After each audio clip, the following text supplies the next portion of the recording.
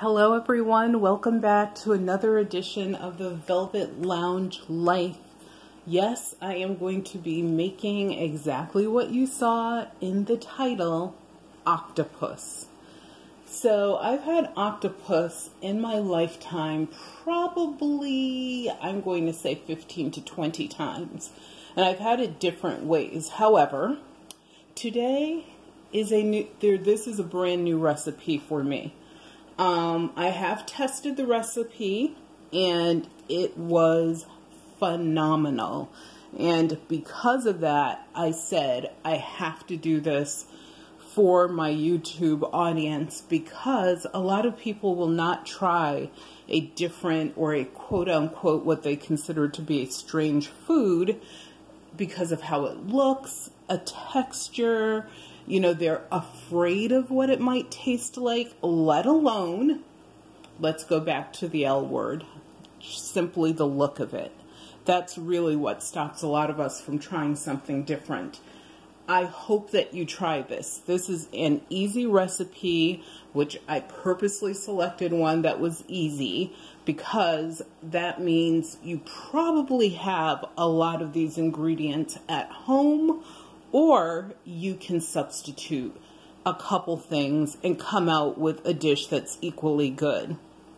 Another thing to know is this is a versatile dish. So for example, if you don't like some of the vegetables, try something different. Or let's say you're not a tomato person, just take out the tomatoes.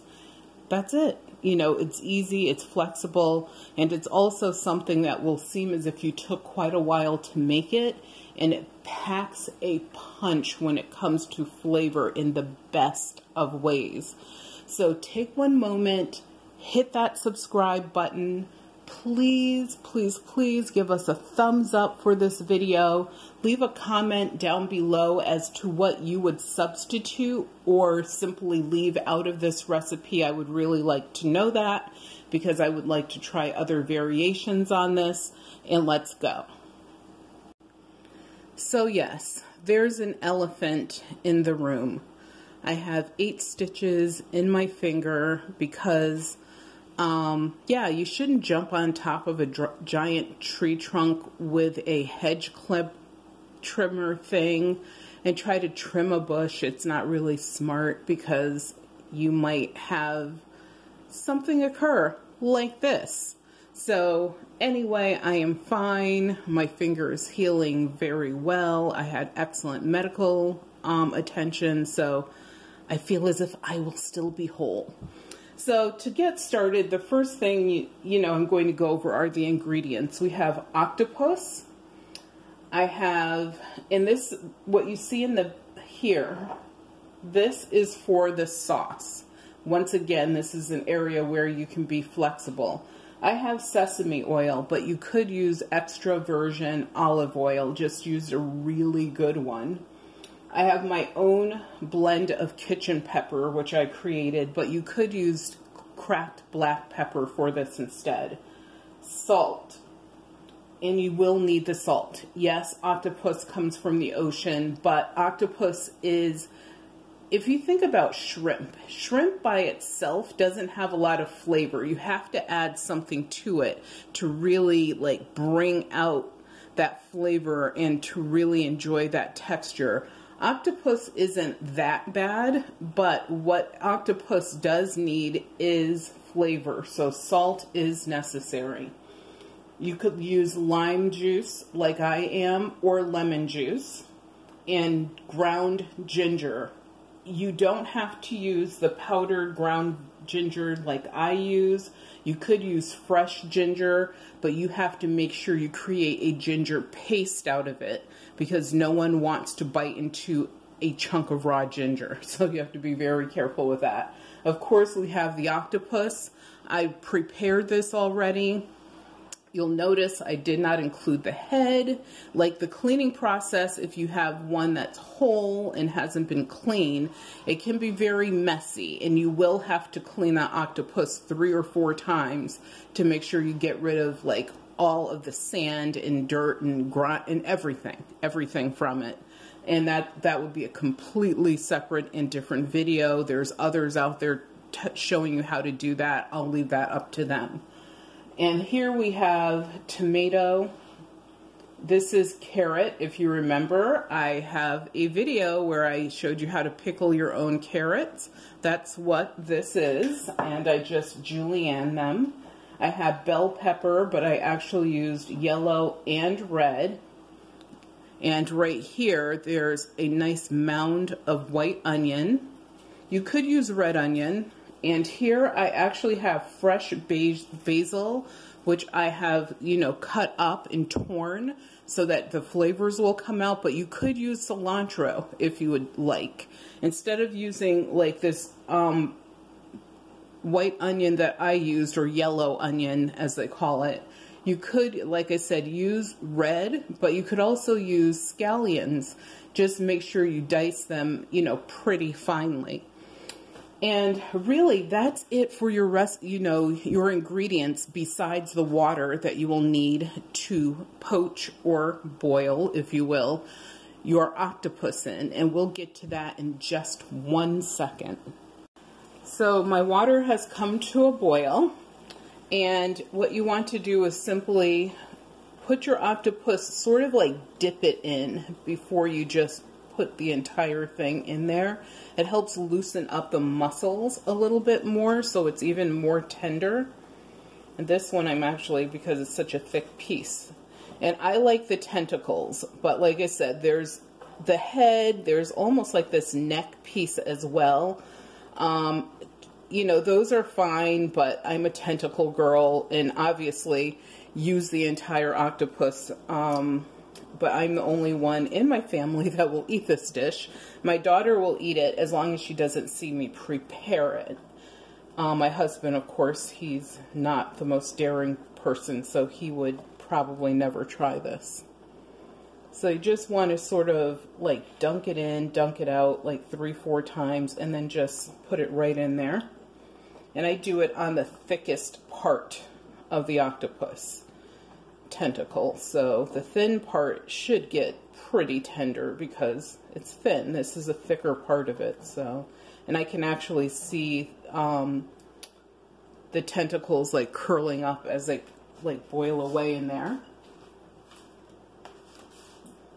So that's really what you need to do. This you want to cook or boil, if you will, until you can easily have your fork or knife go through the flesh. When you can easily do that, immediately take it off the heat, drain the water out, run it under cold water, and I do mean cold, so you can stop the cooking process.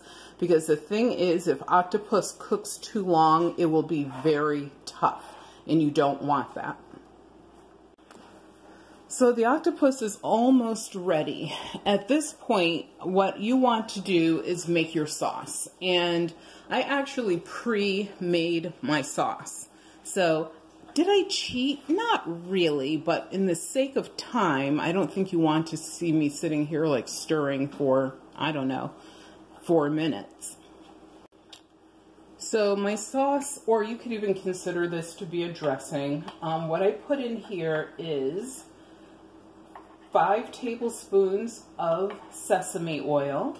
And like I said, substitute where you need to or where you want to. I also put in 1 tablespoon, yes, an entire tablespoon of my kitchen pepper. I put in half a tablespoon of salt, but it might need a little bit more. And as I've always told you guys, if you need to adjust, you know, you just taste it a little bit and do that. I put in what would equal 1 small lime. So I put in about 6 to 8 tablespoons of lime juice. And I put in 1 teaspoon of ground ginger. I'm also going to add what will equate to about 1.5 cloves of garlic to this sauce. But I'm kind of going to do that when I mix everything together. As far as the other ingredients, what I would tell you is add as much as you like or as little as you like. So the octopus is done. I've taken it out of the boiling water. It's rested for, I'm going to say maybe 15 minutes in the refrigerator. Of course, I pre-rinse this with cold water before I put it in the fridge. However, honestly, this definitely could be a bit cooler. But what's going to happen is once this whole salad comes together, it will have to go back into the refrigerator anyway for at least, I would say, 2 to 3 hours, or until it's super cold. And that's how I like to serve it, is very cold. So one of the things that you have to do when you slice your octopus is you want to slice it thin. If you slice it too thick, it will be chewy. And look how easily that knife goes through this. And I actually use the tentacles as my guide. See, there's 2 tentacles, so I will slice right behind that.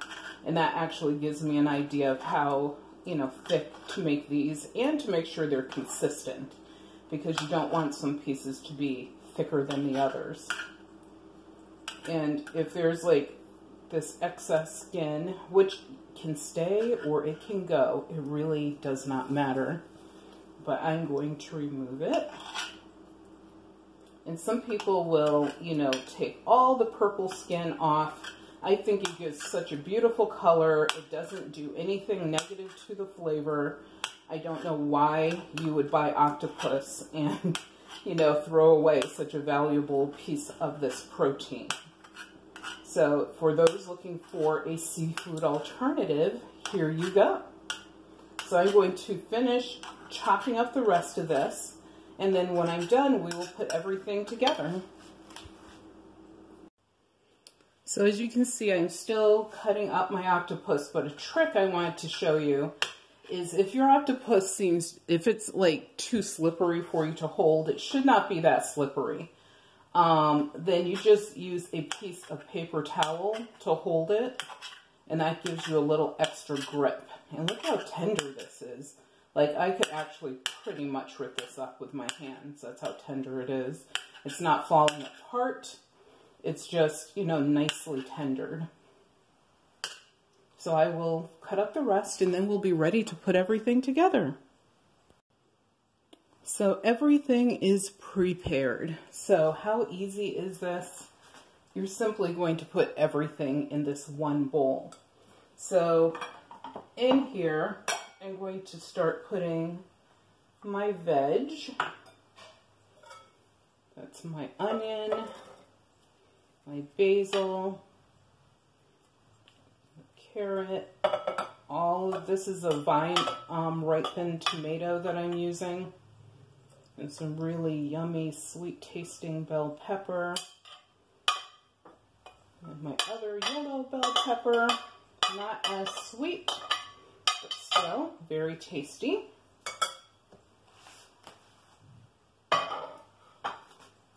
Remember all that garlic I talked about? Guess what's coming? You ready?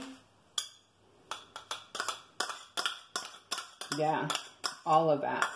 And I minced it. I just want to sort of mix all that together, let those vegetables do their dance.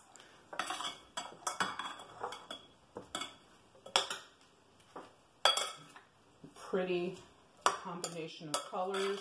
That is why I do not agree with stripping your octopus down until it's just white flesh. I mean, first of all, not the most attractive looking thing, but then you add this beautiful purple and white fleshed meat, which is your octopus, to this, and you mix everything together. And look at the colors. And this is great for the summer. You know, people who are looking for something really just delicious and savory and full of flavor, but they're also trying to watch their waistlines. This is also a great recipe for that. And so yes, let me just show you. Look at the colors. Those colors are amazing. So last but not least, one of the stars of the show is our sauce. So like I said, while the octopus is cooking, you can prepare this. And just going to drizzle it about. And I did add 4 tablespoons of water to this, just to, because I do like my dressing like with more of a watery consistency, but I did not want to add more acid to it, meaning more lime juice. You could add more if you want to, but you know, this is my preference. And wow, now that really has come together nicely. And like I said, normally what would happen is you would put this in the fridge for at least a couple of hours. And, you know, if it's in there for 24 hours, even better. Awesome as leftovers. But I'm just going to serve it up right now. So here we are with our finished dish, except you guys know me. I am definitely going to add a light sprinkling of black sesame to this, just to give it that extra little crunch and je ne sais quoi. Yes, I went French on you for a moment. And there you go. My version of a beautiful octopus salad with just a beautiful array of vegetables, a wonderful sauce, and a recipe that is very versatile. Anyone can make this. And if you like any type of seafood, you will love this dish. So thank you for tuning in. Please remember to give us an injured finger up, aka thumbs up, and also hit the subscribe button. And please, seriously, in the comments, let me know what you would change or add or delete from this recipe, or even if it's something that you would replace, such as replacing the sesame seed oil with the olive oil. Thank you so much for tuning in. Remember that your health is your wealth, and without your health, you have absolutely nothing. So please, please, please take care of yourselves.